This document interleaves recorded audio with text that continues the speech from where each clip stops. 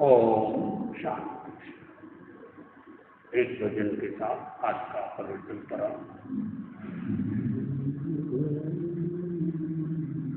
अब असली आजादी आए, अब असली आजादी आए, मन की गुलामी से मुक्त जीवन में संयम लाए, अब असली आजादी आए। 15 अगस्त 47 में अंग्रेजों से आजादी पाई, गुरुवर तुलसी ने पूछा क्या असली आजादी आई, संयम बिना कैसी आजादी, संयम बिना कैसी आजादी, मन में शांति लाए, अब असली आजादी आए, अब असली आजादी आए। मन की गुलामी से मुक्त हो जीवन में संयम लाए, अब असली आजादी आए।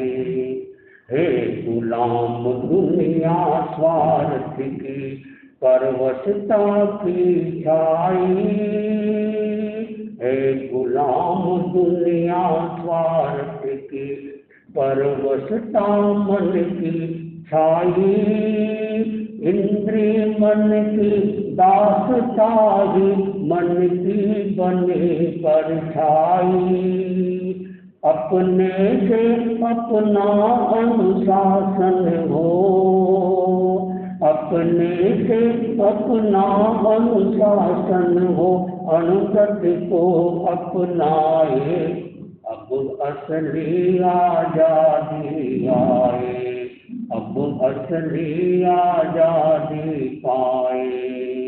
आजादी में बने मस्तान भूले नहीं वतन को,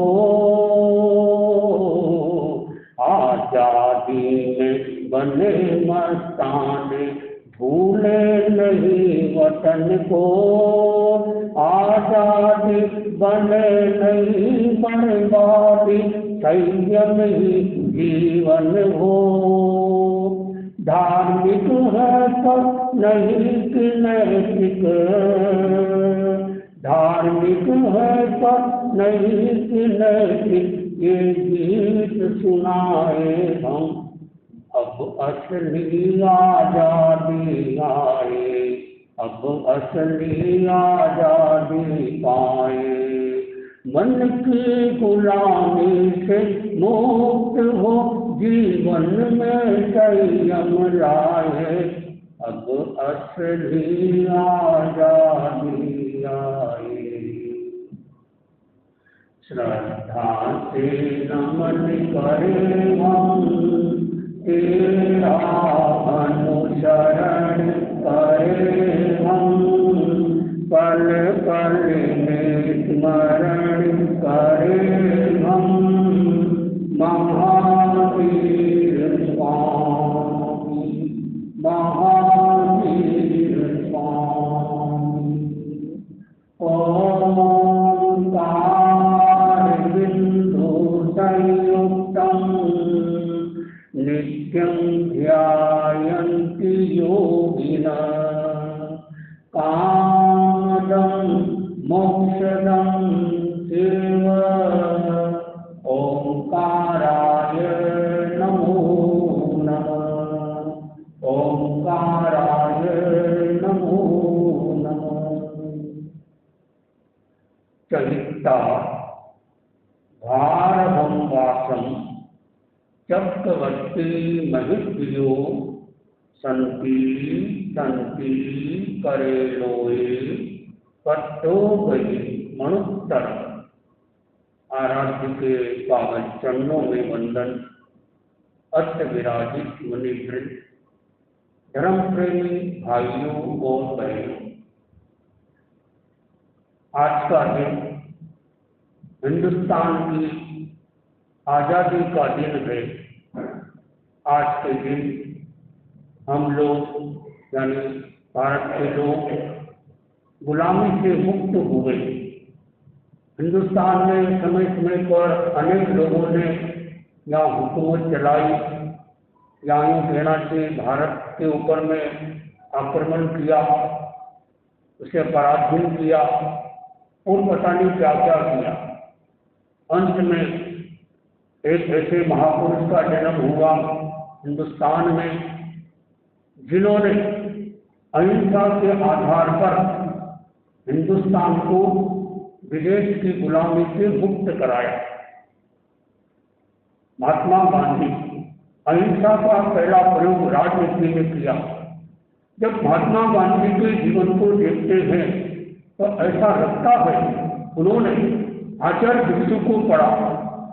जब उनके हाथ में संदेश गया, अशांत विश्व को शांति का संदेश, जब सेकंड थर्ड बार हुआ उसमें आचार्य तुलसी ने संदेश दिया, उसका बहुत अच्छा प्रभाव पड़ा और वो संदेश महात्मा गांधी के हाथ में लगा और उनके मन में आया कि हमको मिलना चाहिए। आचार्य तुलसी के भी मन में आया हमको गांधी जी से मिलना चाहिए। क्या दुर्भाग्य रहा, मिल नहीं पाए।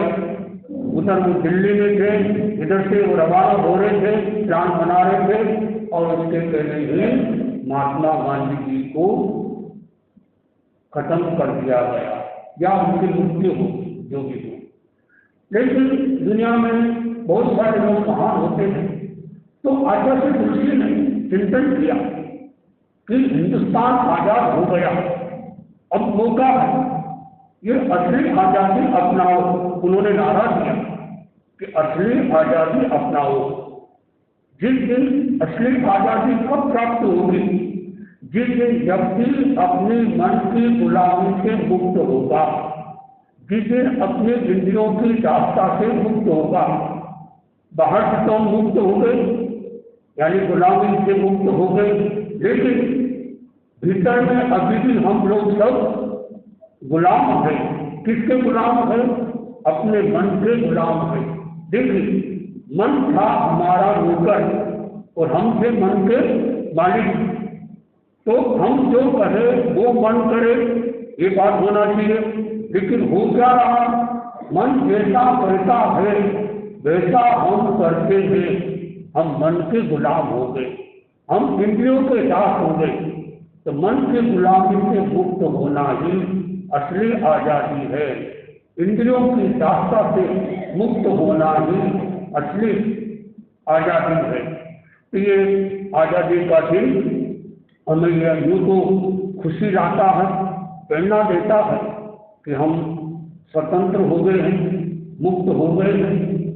और ये भी अच्छी बात है, लेकिन हमारे अंदर में जो हमारे मन में तनाव है, टेंशन है, डिप्रेशन है, भय है, कुंठा है, इतनी सारी समस्या है, उनसे हर साल मुक्त होना चाहिए। हर साल नया साल आता है, आज़ादी का दिन आता है, लेकिन हम हर साल एक नई समस्या से और बंध जाते हैं। तो उससे मुक्ति कैसे मिले?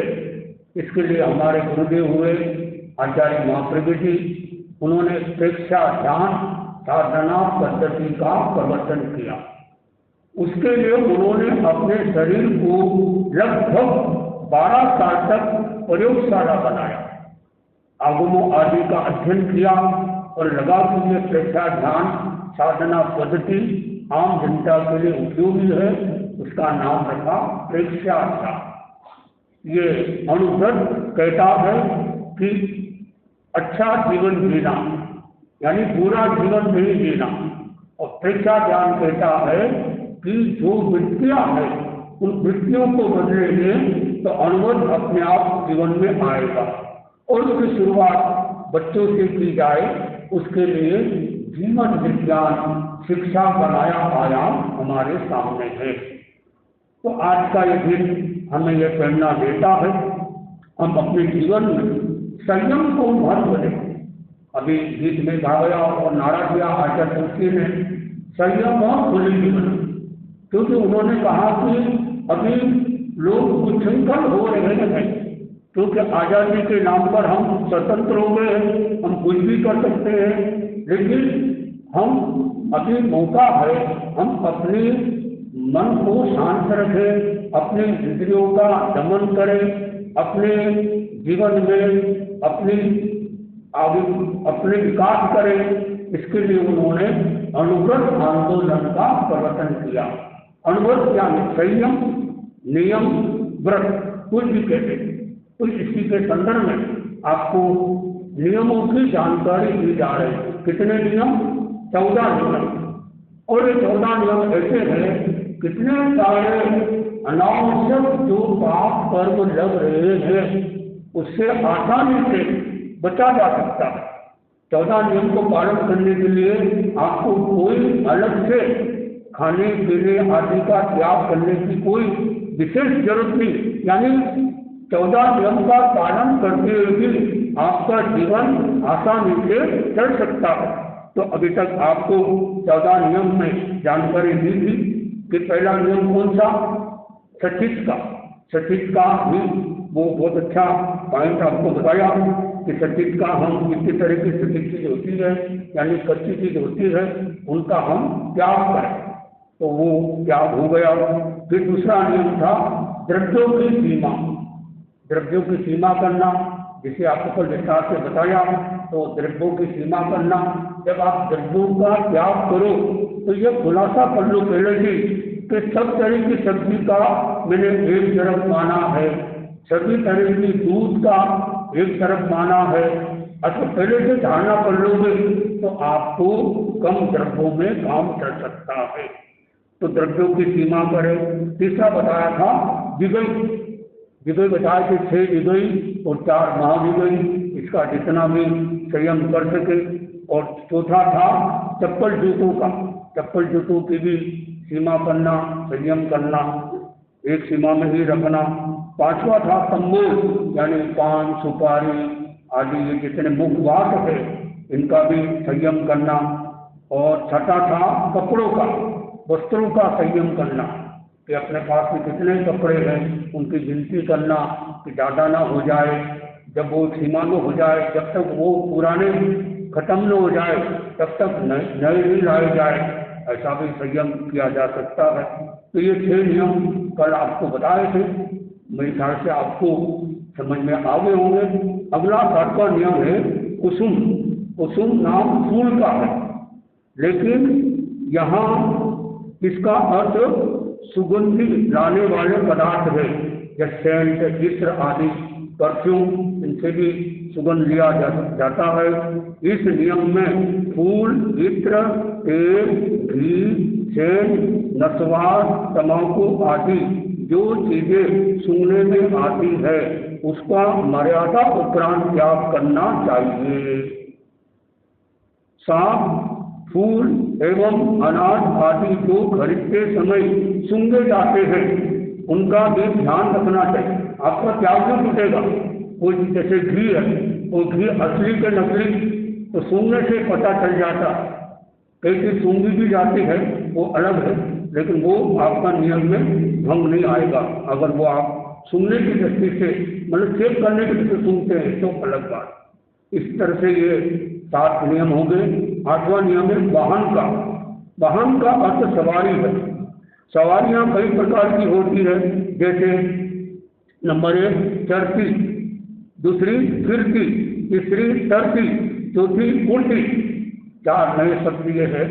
पहला चरती, यानी कि हाथी, घोड़ा, ऊंट, बैल, मनुष्य आदि, ये भी इसके द्वारा भी सवारी की जाती है, यानी उनका उपयोग किया जाता है। तो यह इसका भी संयम करना। दूसरा फिरती। फिरती यानी रेल, मोटर, साइकिल, रथ, टांगा आदि, ये सब फिरती है। तीसरा है तरती। तरती में जहाज, बोट, स्टीमर, नाव आदि पानी पर तैरने वाली चीजें।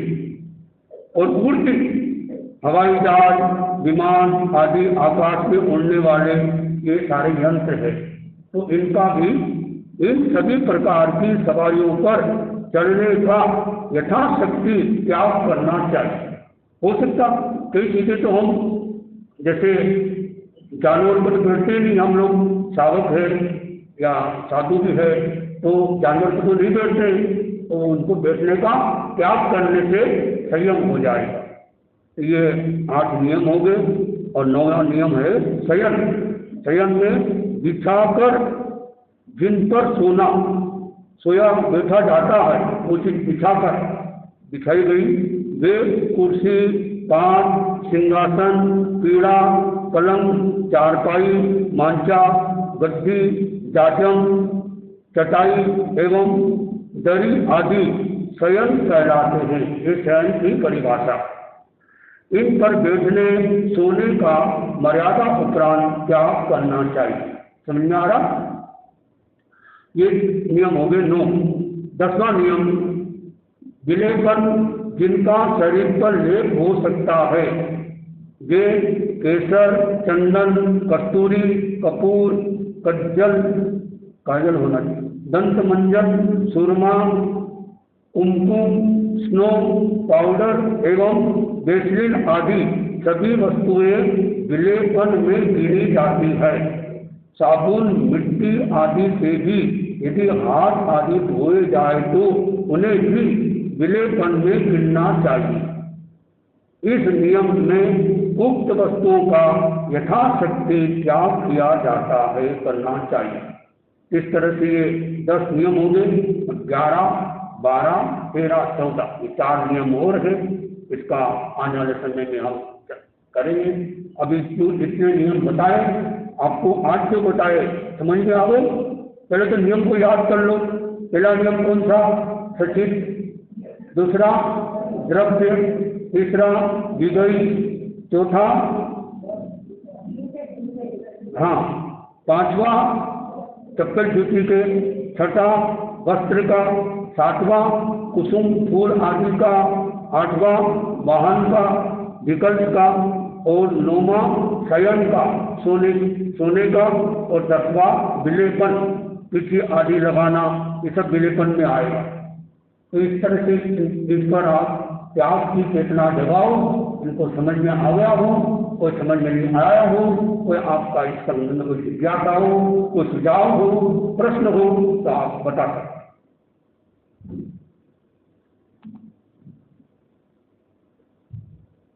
मेरे ख्याल से सब सरल ही है। हाँ जी।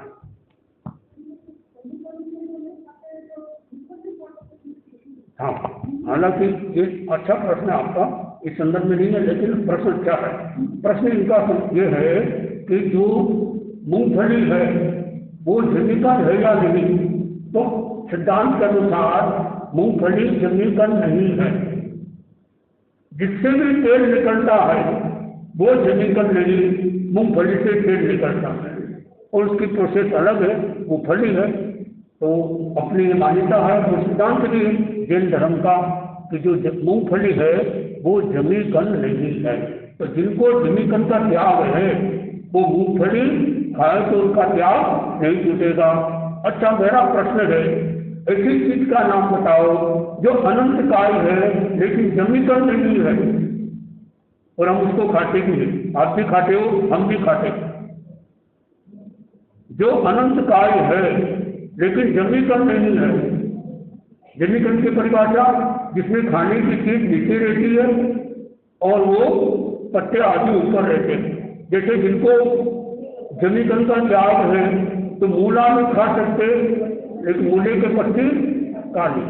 तो ऐसी कौन सी चीज है? क्या मूले का पत्ता अनंत काल है? नहीं है। तो मेरा प्रश्न यह है, ऐसी चीज का नाम बताओ जो अनंत काल में आता है लेकिन जमीकन नहीं है। जिसको भी जानकारी हो बता सकते हैं। आप भी खाते हैं, हम भी खाते हैं। आप लोग उसको अचित करके खाते हो, यानी बनाकर खाते हो। तो बना बनाया हम भी लेते हैं, वो कलपता है, हम लेते हैं। आप भी खाते हो, हम भी खाते हैं। वो क्या चीज है? अनंत काल। यस, हाँ जी, अरबी का पत्ता नहीं। ठीक है, ये तो अभी तो जमीकन नहीं थे, लेकिन वो जमीकन नहीं है,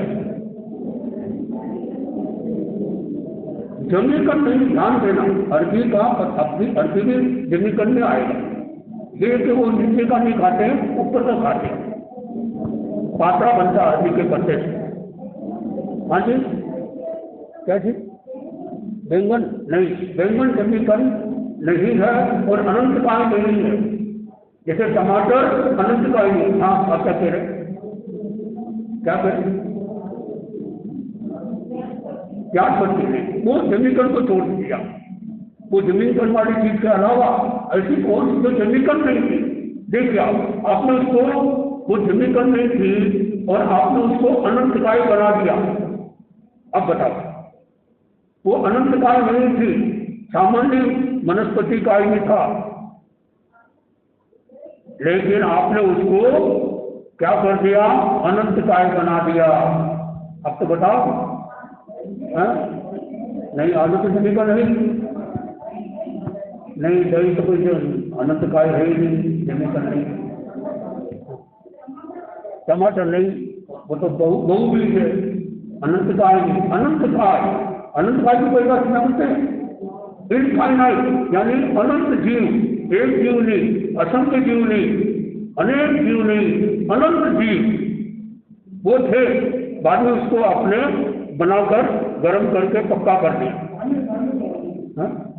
आलू तो जमीकन है, मैंने कहा वो जमीकन नहीं है, जल पानी नहीं। हाँ जी, अंजीर नहीं, अंजीर जमीकन अनंत काल में नहीं आएगा। क्या बोले? दही नहीं, दही में कोई जीव नहीं, जैन धर्म के अनुसार दही में कोई जीव नहीं होता। जो दिखता है आपको, यदि कोई जैसे बारीक बारीक वायरस बैक्टीरिया, वो हमारे जैन धर्म के अनुसार